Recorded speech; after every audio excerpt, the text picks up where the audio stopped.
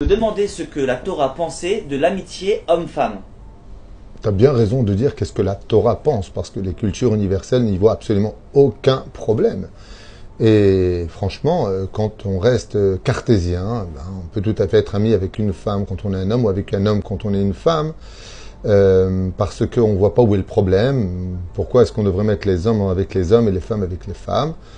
C'est un sujet qui ne pénétrerait même pas, je dirais, l'esprit des gens. Par contre, si on pose la question à la Torah, ou bien ce genre de relation est déjà mal vu. C'est-à-dire que quand on parle trop avec une femme, on a envie de dire mais qu'est-ce que tu veux chez elle? Alors, ce qu'a prouvé l'expérience au sein de la vie, de par elle-même, c'est qu'il n'y a pas réellement d'amitié entre un homme et une femme. On peut s'entretenir, on peut poser des questions, on peut même se soutenir, mais toujours avec distance. Pourquoi? Eh bien parce que combien de fois on l'a entendu, combien de femmes pourraient venir avec des larmes devant cette caméra vous dire ça n'existe pas. J'ai amené ma meilleure amie, elle est devenue amie avec mon mari et aujourd'hui ils sont ensemble.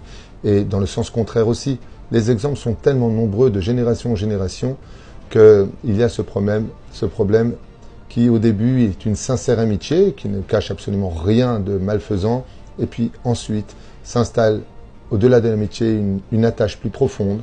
Et puis on apprend à se connaître, et puis ensuite on apprend à se comprendre, on se fait confiance, et surtout quand on y met des paroles de Torah entre nous, eh bien on finit par tomber.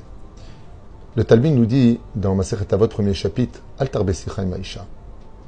Ne multiplie pas tes questions avec les femmes, parce que chez toi l'homme, il y a un nefesh abéimi, c'est-à-dire il y a une âme un peu animale. Tu finis par regarder ce que tu n'aurais pas dû regarder, et puis imaginer ce que tu n'aurais jamais dû imaginer. Et puis chez la femme, son plus grand désir, c'est d'être comprise dans ses douleurs, dans ses faiblesses, dans ce qu'elle vit. Et quand on est ami, eh bien, on ne vient que pour cela. C'est pour cela que la Torah nous dit Al tarbe sicha im haisha.